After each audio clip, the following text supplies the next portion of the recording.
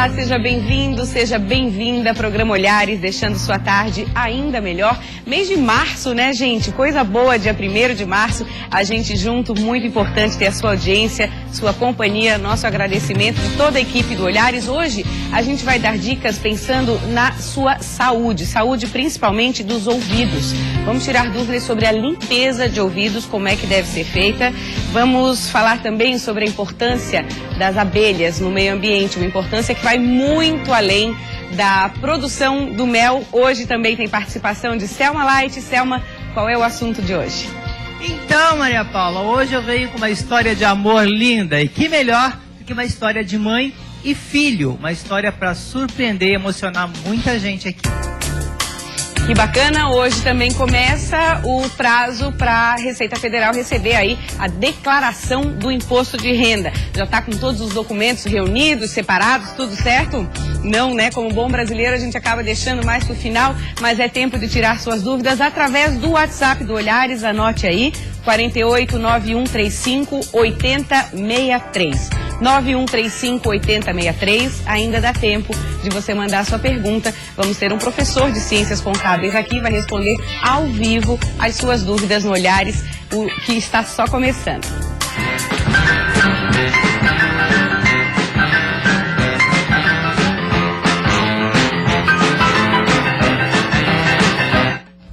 Nossas boas-vindas ao médico Henrique von Zucalmaglio. Tudo bem? Um prazer tê-lo aqui. Otorrinolaringologista.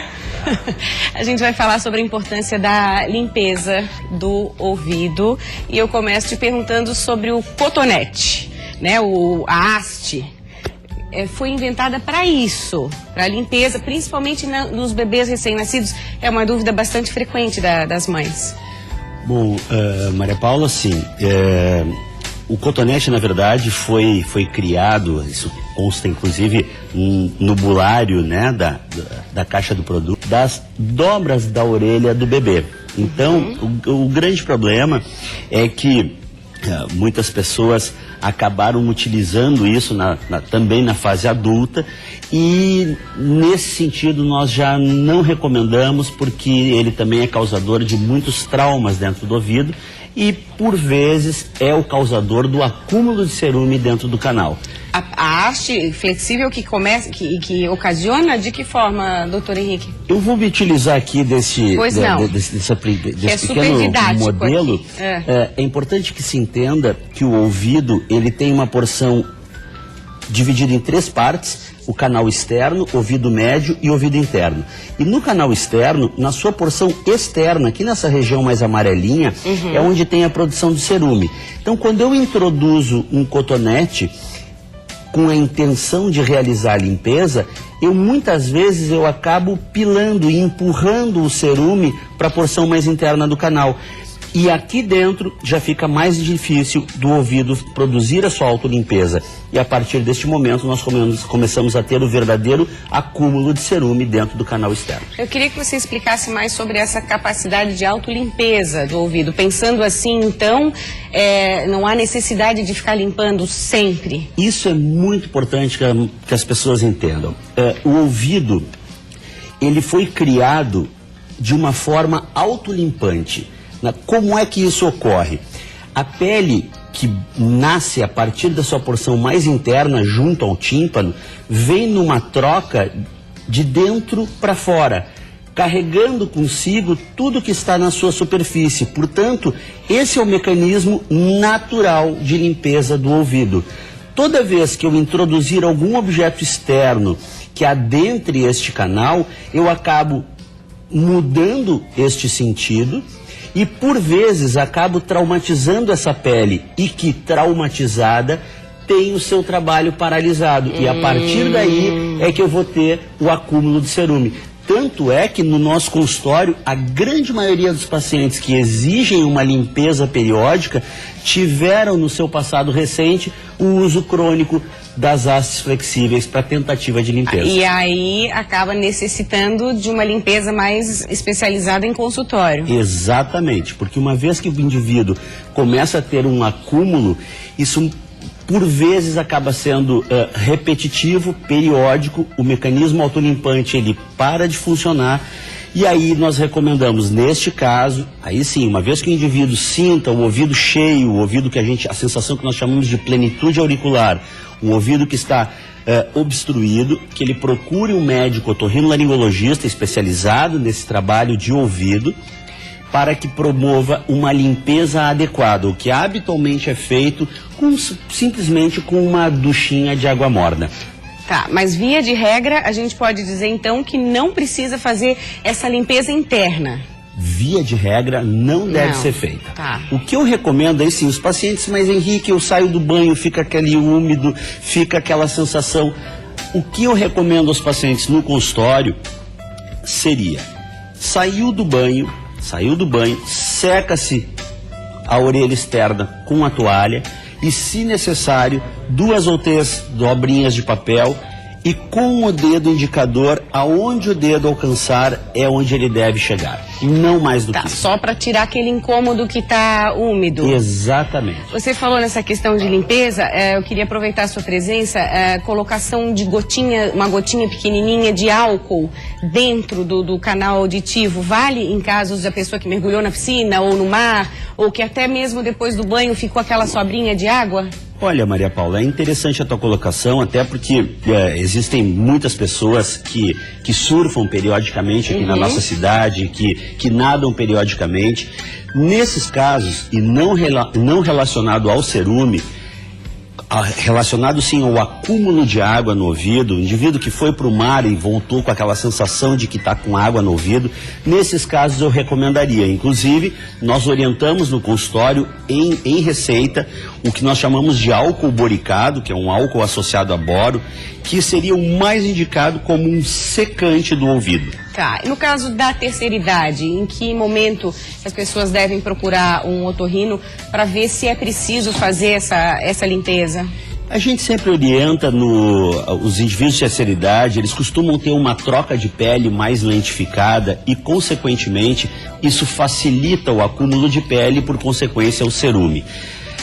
Entretanto, nesta faixa etária, nós também temos o aparecimento da perda auditiva em função da idade, que nós chamamos de presbiacusia. Nesses indivíduos, no instante da primeira sensação de que a audição não está boa, de que a família em casa está começando a ter que repetir palavras pela má compreensão, a dificuldade no entendimento, nós orientamos que procure o médico otorrinolaringologista para fazer a avaliação do cerume e também, se necessário, uma avaliação auditiva adequada. Obrigada, doutor Henrique, pela sua presença, por essas explicações. É uma consulta ao vivo aqui para a gente. Né? Muito obrigada. Obrigada. Agora a gente vai fazer outra consulta, gente. O professor já está esperando aqui a gente. Professor Vicente Dalmolin, seja muito bem-vindo ao programa Olhares. Dá licença, deixa eu sentar aqui. Tudo bem, professor de Ciências Contábeis da Faculdade Estácio? Exatamente. Bom, eu quero dar uma boa tarde a você, Maria Paula, a todos os telespectadores da sua emissora nesse programa Olhares.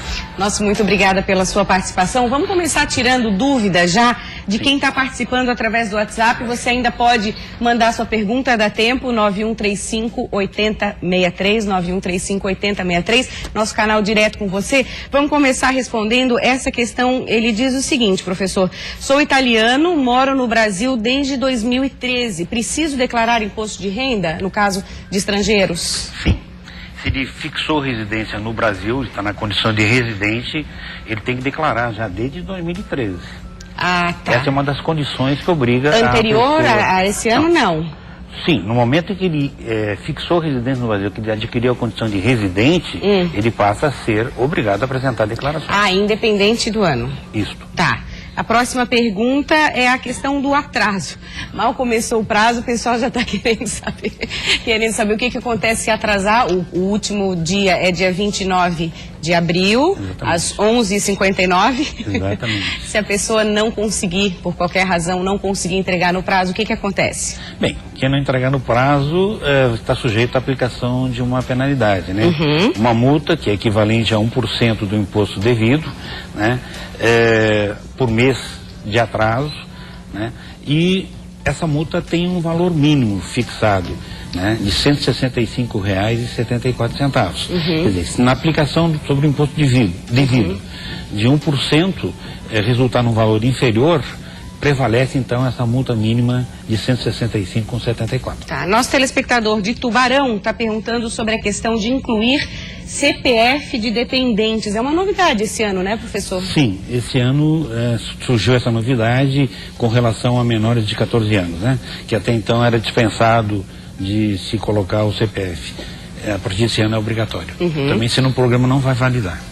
Aí é que tá, a questão é tudo feito pela internet. Isso. Então precisa ter, são os campos obrigatórios que Isso. a gente chama, né? Se não colocar o CPF, o programa ele não vai conseguir enviar a declaração. O senhor acredita que cada vez mais as pessoas estão buscando essa questão de internet para facilitar as coisas? Sim, hoje está praticamente Tudo. quase que concentrado todo o envio de declarações pela internet. E a orientação, a pessoa pode fazer sozinha ou é bom sempre ter uma ajuda? Porque tem gente que tenta fazer e acaba não resolvendo. É bom ter uma orientação? O que o senhor recomenda? Bom, o programa é autoexplicativo. Qualquer pessoa pode fazer assim com tranquilidade. Contudo, se a pessoa tiver alguma dificuldade na feitura dessa declaração, procure pessoas que possam ajudá-lo.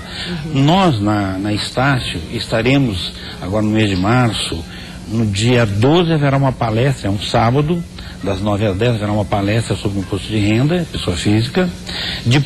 Após essa palestra haverá então orientações a pessoas da comunidade que queiram obter informações, poderão se dirigir à Estácio aqui na SC 401, na Faculdade de Estácio, e obter essas orientações. Isso é muito e na bacana. semana seguinte, nos dias 15, 17 e 19, estará um grupo de alunos prontos a ajudar a preencher as declarações de quem tiver dificuldade em fazer. Isso é muito bacana, é a universidade fazendo a sua parte na comunidade onde está inserida, é muito bacana, né? Pessoa física, quem é obrigado a declarar imposto de renda? Bom, são algumas condições, né, Maria Paula? A primeira delas, que chama atenção, é a pessoa que obteve no ano de 2015 rendimentos superiores a 28.153,91. Tá. Também está obrigado a declarar pessoas físicas que tenham recebido em 2015 entre rendimentos não tributáveis e tributados exclusivamente na fonte superiores a 40 mil, que obteve ganho de capital no ano calendário em qualquer mês ou ganhos em bolsa de valores também em qualquer mês.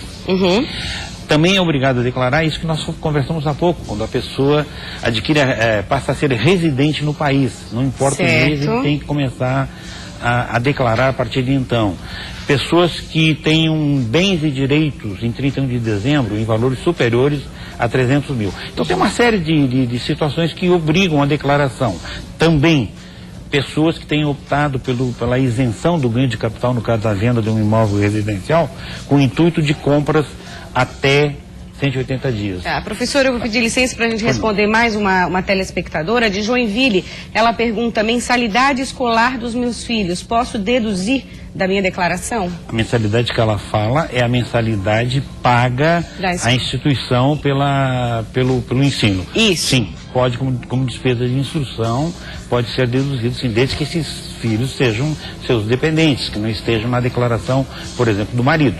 Se estiver na declaração dela, ela pode deduzir. Despesas médicas também continuam sendo dedutíveis? Também continuam sendo dedutíveis. Tá, ok. Quero agradecer muito a sua participação, muito obrigada por tirar nossas dúvidas. Tem bastante trabalho pela frente. É um prazer estar aqui, viu, Maria? Então vamos repetir o prazo, né, gente? 29 de abril, às 23 horas e 59 minutos é o prazo que você tem para entregar a sua declaração de imposto de renda. Muito obrigada, até a próxima.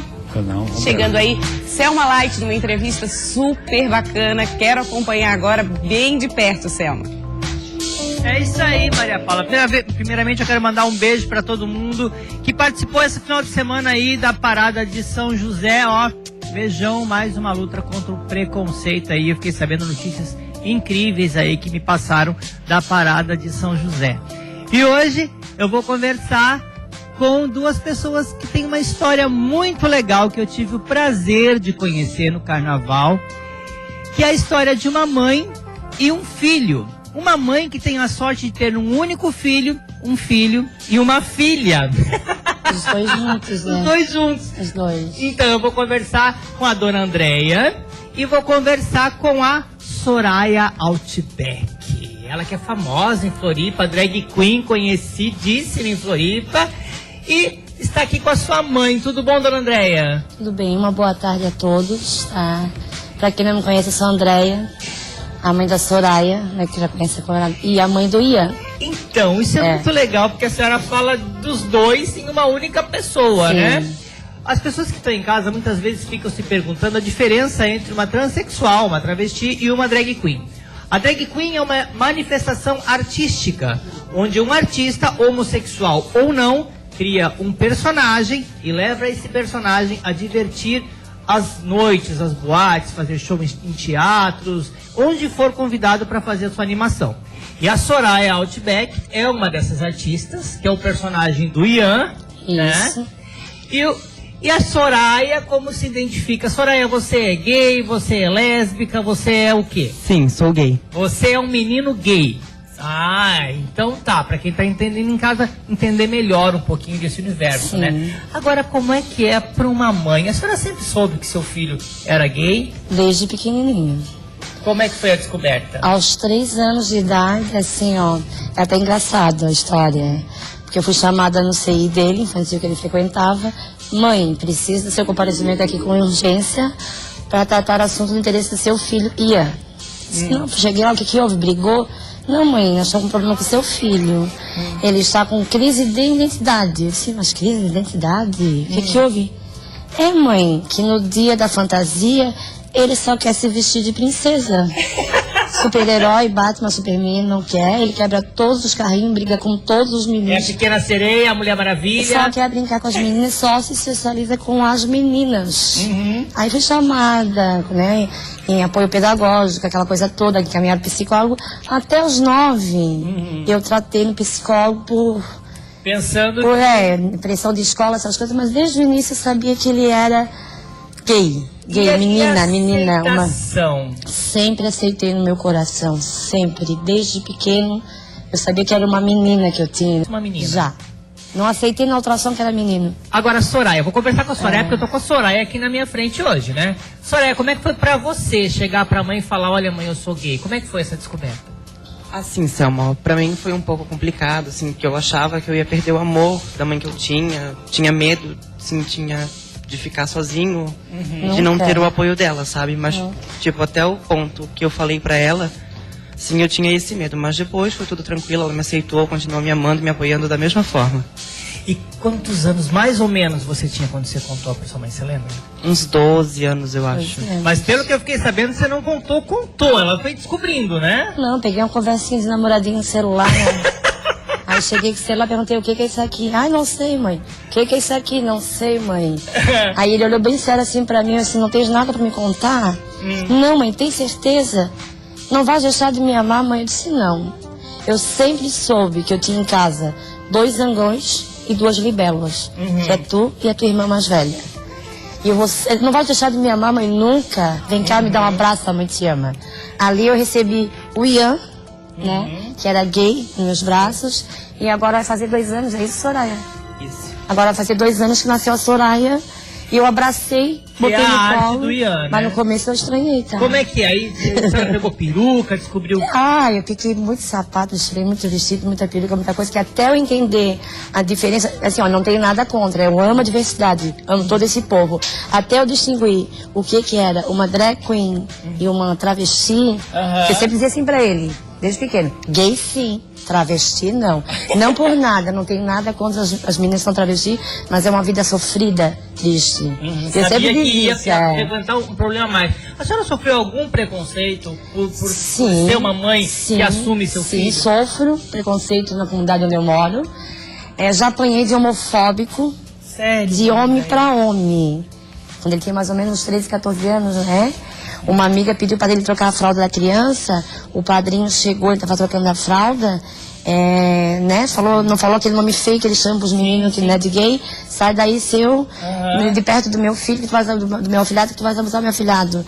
Eu fui, né? Ele já veio, quando ele pegou meu filho, ele já deu aquela gravata, meu filho já veio esfregando meu filho. Eu fui em cima dele para pegar ele, bater nele, uma cadeira, mas tinha muita criança em volta, se eu acertasse ele, eu ia acertar as crianças. Ele bateu em mim, só deu tempo dele virar e disse, mãe, vira. E abraçou e protegeu meu rosto. Eu estava com um casaco daqueles de esquimó, que era fria. As minhas costas ficaram da cor da tua roupa. Meu Deus. Assim, a quantidade de soco que ele bateu e deu em mim. Para eu não deixar ele bater no meu filho. Eu abracei meu filho, virei as costas do meu filho, tu não vais bater. Que infelizmente, dona Andréia, as pessoas têm uma visão de que homossexuais são pessoas pedófilas. Não tem nada a ver uma coisa com a outra. E ele era uma criança de 14 anos na época, 13 eu acho. E assim, ó, dei queixa, fui na delegacia da mulher, na delegacia da criança, tudo da infância e adolescência. Fiz exame de corpo de delito, só que eu não pude, gente, levar isso à frente. Porque eu fui ameaçada de morte, eu e ele, pelo cara, que o cara era um mala. Sim. Era o padrinho da criança da minha amiga. E ele disse, se eu fosse na cariação, se eu levasse à frente, ele mataria eu e meu filho. Eu larguei a minha casa, larguei tudo, me enfiei num buraco, num porão. Assim, se mudar de lugar. E o lugar me escondi por uns tempos no porão de uma amiga, de uma conhecida que cedeu pra gente. E fiquei uns tempos ali naquele ano, ela até perdeu a escola. Pra poeira baixar e ele sumir, que ele ameaçou, porque ele já tinha Maria da Penha, já tinha um monte de coisa, né? Eu não fui nem a cariação. Soraya, como é que você vê a relação com seus amigos, com a sua mãe? Tipo, os amigos que você tem que, às vezes as mães não aceitam, como é que você vê isso? Sim, tem o caso de um amigo meu, né? Que ele é drag queen também, mas a família não sabe, ele tem medo, certo medo, assim, da família saber, mas sim, independente. A relação da mãe, assim, com os meus amigos é tranquila, ela ajuda, tá sempre junto, apoia, tem como filho assim mesmo, sabe? É isso aí. Gente, eu ficaria a tarde inteira conversando com vocês, foi um prazer enorme conversar com vocês. Outra oportunidade, quero que vocês voltem aqui ao programa, com certeza. E que fique de exemplo. Posso falar mais uma coisa? Pode, lógico. Para as mães que têm as filhas gay, drag queen, apoiar, não é dar carro, dinheiro para comprar salto, para comprar peruca, para comprar roupa.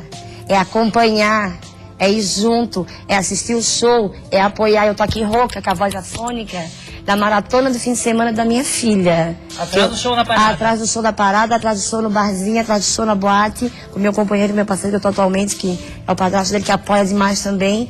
Esse é o apoio, gente, o amor, o carinho.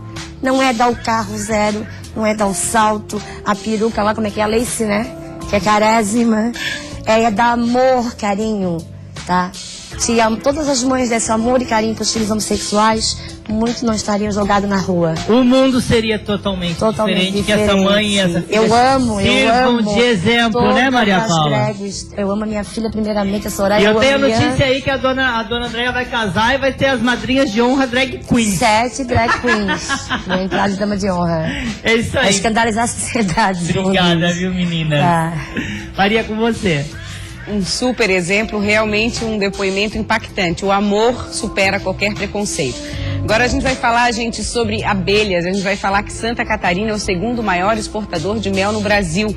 30 mil famílias se dedicam à apicultura no estado, que é o quarto maior produtor nacional. E falando de abelhas, essas meninas aqui entendem tudo. Sejam bem-vindas. Tudo bem, Maiara e Yasmin? Tudo bom? A Maiara é agrônoma. Yasmin está estudando, né? Estudante de agronomia. E elas trouxeram aqui uma colmeia. Sim, trouxemos. Desabitada, é bom que se diga. Sim. Apesar de que a maioria das pessoas pensa que as abelhas ficam confinadas dentro da colmeia, o que não é verdade. Então, né? Já vamos começar explicando qual é o papel, a relação da colmeia com as abelhas. Na verdade, essa colmeia é um tipo de colmeia, existem outros tipos. Essa é chamada Longstrong, que foi na verdade, apicultor e estudioso norte-americano que inventou de acordo com o espaço entre os lugares da colmeia e as abelhas, né? Então é chamado de espaço abelha, né? Então aqui, na verdade... Vamos abrir? Vamos. Aqui a gente tem a tampa, né? Aqui a gente tem uma melgueira, que na verdade é aqui que vai ser produzido o mel. Esses são os quadros de mel. Aqui a gente introduz cera alveolada, né? Elas vão puxar as abelhas e daí vão produzir um favo de mel, aqueles que a gente conhece, que tem muita gente que come mel no favo. Aqui, então, uma tela excluidora de rainha, né? Para a rainha não subir e ovipositar, porque, na verdade, a gente tem vários estádios nas abelhas, que é o estádio de ovo, de larva, de pupa, até eclodir a abelha adulta. Então, na verdade, aqui se chama ninho, essa colmeia, né, essa parte da colmeia se chama ninho. E aqui vão os quadros, aqui a gente trouxe, na verdade, ela fica completa, né? Aqui a gente só trouxe essas partes para mostrar, mas ela fica completa. E aqui a cera alveolada que ela vai puxar e vai formar o favo, então. Né? E aqui, então, ela pode colocar tanto mel, quanto, então, ovo, larva e pupa, nessa parte aqui que é chamada de ninho. Mayara, o que chama a atenção, né, que a gente conhece essa questão das colmeias, é a extrema organização. É uma organização que serve de exemplo para muitas outras coisas na nossa vida, né? O que mais chama a atenção para vocês nesse quesito organização? No quesito organização, a gente tem as abelhas operárias. E elas, então, que organizam a colmeia em si, apesar de existirem 3 castas dentro da colmeia. Que é a rainha, que é ela que vai fazer a oviposição, então, aqui, e vai formar, se o ovo tiver fertilizado, vai formar abelhas femininas, né, do sexo feminino, e se não tiver fértil, vai formar zangões. E, na verdade, a organização funciona em relação à idade da abelha operária. Né? Então, as mais novas, até o 5º dia, mais ou menos, elas vão fazer a limpeza da colmeia. Do 5º ao 10º dia, elas ficam responsáveis por nutrir as larvas dessa colmeia, né, com alimento energético, que seria o mel, e o proteico, que seria o pólen, né?